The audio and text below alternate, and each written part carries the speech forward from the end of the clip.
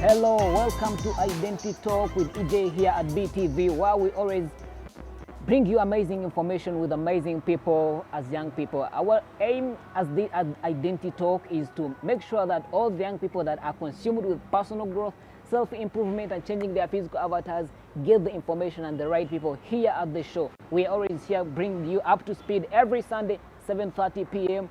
here at BTV. Make sure that you tune in, and we really appreciate you. The reason as why we continue doing what we are doing.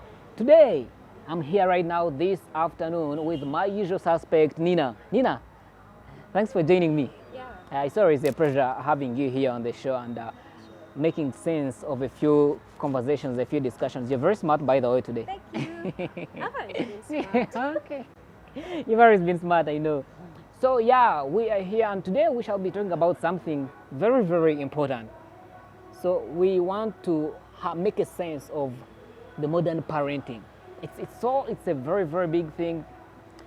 I mean, young people are getting into parenting as well. We are all into this parenting thing. Everyone is supposed to learn the basics of parenting because it's something that we have to do either directly or indirectly, whether with your siblings, whether as a parent yourself.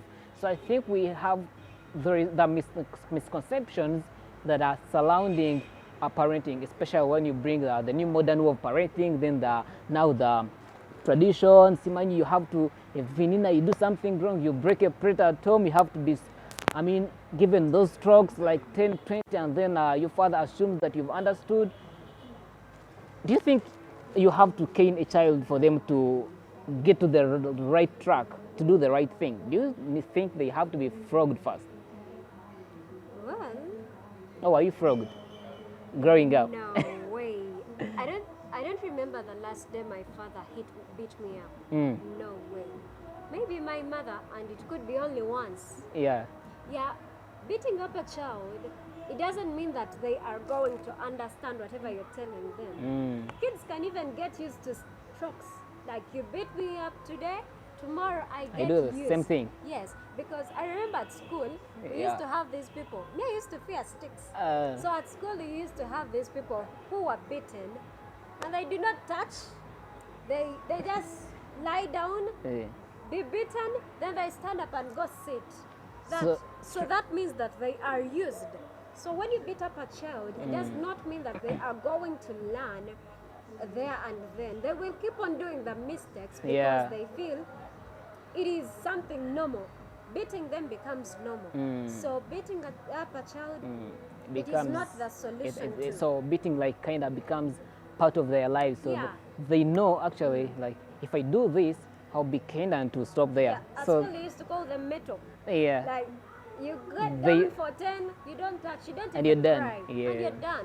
The next time you do the same thing again, Yeah. it doesn't So help. I think it's in my where I come from. There is a saying that I don't know how I can put it in English. They say that when you handle a boy child with ease, okay, they say, okay, it doesn't come up as a man. So you have to handle a child with the iron hand for them to come up as like real strong, amazing men and all children. So that's what they believe.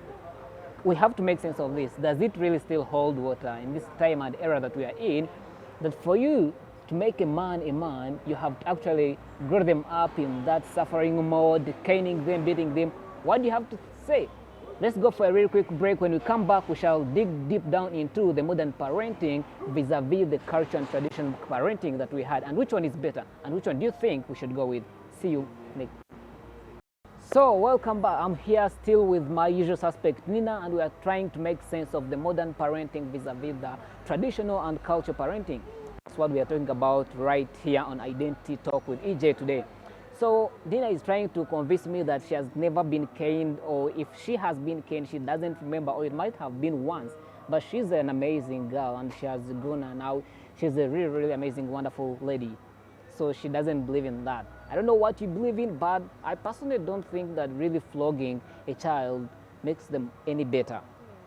That's what some parents back then used to believe in it, but I feel that we have now reached at a stage where actually these kids have access to everything. So beating them will not really help.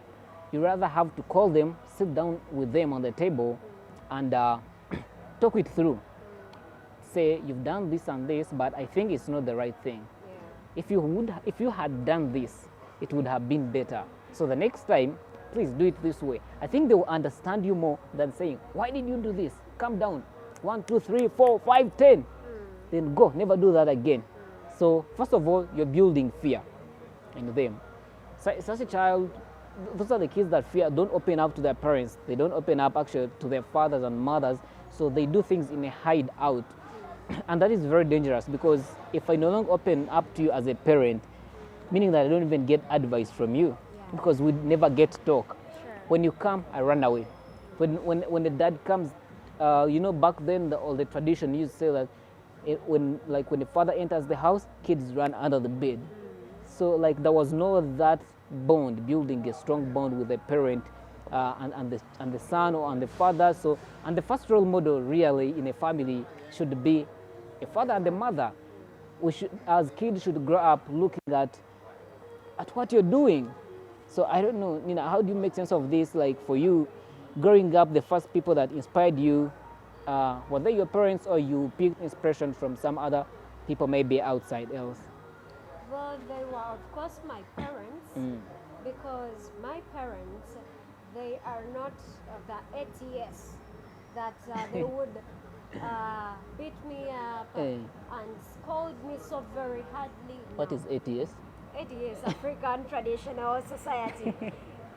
So my parents were my first inspiration, were my first motivators. Yeah. Because every time I would wake up in the morning, they're the ones I see, they're the ones I look at. And then my mommy calls me, she opens up her arms for me. But if at all she was beating me up for some mistakes, then maybe I wouldn't wake up and say good morning, mommy, with a smile on my face. But then, So, when you look at the Bible says, yeah, you're going to the Bible again. yes. Okay. What does the Bible say? The Bible has the answers to each and everything. I agree. Yeah. So now in the Bible, I think it is in Proverbs, where they say,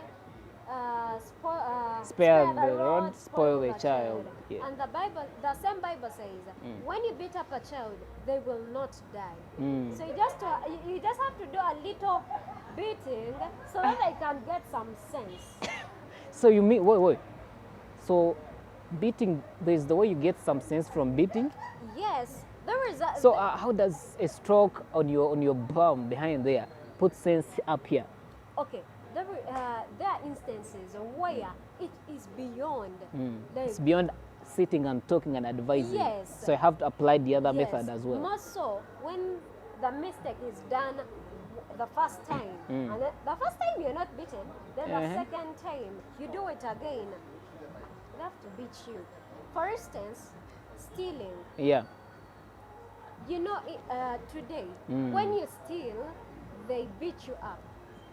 When you're caught, although mob justice is not good, but people beat up others here in But Kampala. still, I think, okay, when someone steals, let's say as a kid, maybe, of course, you start stealing sugar, then pens and pencils at school, in class from your students. I think there is always an origin of that. I don't think someone who has is provided for everything, you'll wake up and be like, I have a box of pens in my suitcase, but I have to steal that one pen. No. I think there is always a root something. So I think that thing we have to dig deep into what is actually causing. That is a demon. That person should just go to church and they pray for you. Either it is from your background that maybe your ancestors, that was someone who was a thief. But if so a demon is there is a demon sending you to go and steal a pen. Yes, because I imagine I have everything I need, but I'm stealing. Then why would I steal? Then that means that is a demon. So you have to be praying. There is an ancestor there who's telling you that go and steal that pencil. It is a demon that comes and captures you and I want to know this kind of demons that Nina is referring to. I don't know which demons are those and how do they operate and how do they choose a person. And demons want pens for what, or pencils or whichever thing you go and steal. it really confuses me, and it beats my mind. It takes me some time to understand to these things of demons. It's been Satan. Oh my God, I've done this. It's Yeah, Satan. it is the devil. It's the devil. If you are a Christian, Why you do know you what I'm allow? talking about. Why do you allow the devil to use you? Well, it depends. So when the devil drives me to do something bad, maybe once. If I'm a Christian, if I've been brought up in a family where my parents have been teaching me the values of a Christian child, then maybe I can stop. If at all the parents have built that kind of foundation, but if at all the parents have not done that, forget about it. You will have to look for Christ. I think it goes back to the parents, how the values they instilled in you from childhood, and how you've been brought up. Depends on how parents should really be in the lives of their children. Most parents, we are now in the era whereby we are caught up with work, and it's all about work. So you end up reaching the epic of your career ladder, but on the expense of your children. Let's take a very quick break. When we come back, we shall unpack how careers and the digital era is actually breaking the bond between the parents and their children. Let's go for this short break. When we come back, we shall look at it. Hey, welcome back. So by the way, we are chilling at Karibu Grill and Lounge right now in Bugolobi. If you want the best place to go for a date, for what, this is the best place for you to come at. They are really amazing. They have the best reception and everything. They have the best of the best. So don't miss out. So going back to the point of parenting. I believe there is this era we are in now. It's all about work, and we don't know what's going on in the lives of our children. I can say this. There's one Nobel Prize winner. She's a Kenyan. I think she died. The late Professor Magal Maathai. Yeah. On her deathbed, actually, this was even quoted in the newspaper in Kenya. So she said one thing that she regrets is achieving everything that she had as a professor, all the best career, winning these prizes, but on the expense of her children. That's one thing she regretted. So now I sat down and imagined if the whole professor, with the money she has, the material and everything, but she has gone to heaven wherever she went with that debt, feeling indented because she wasn't there for her children.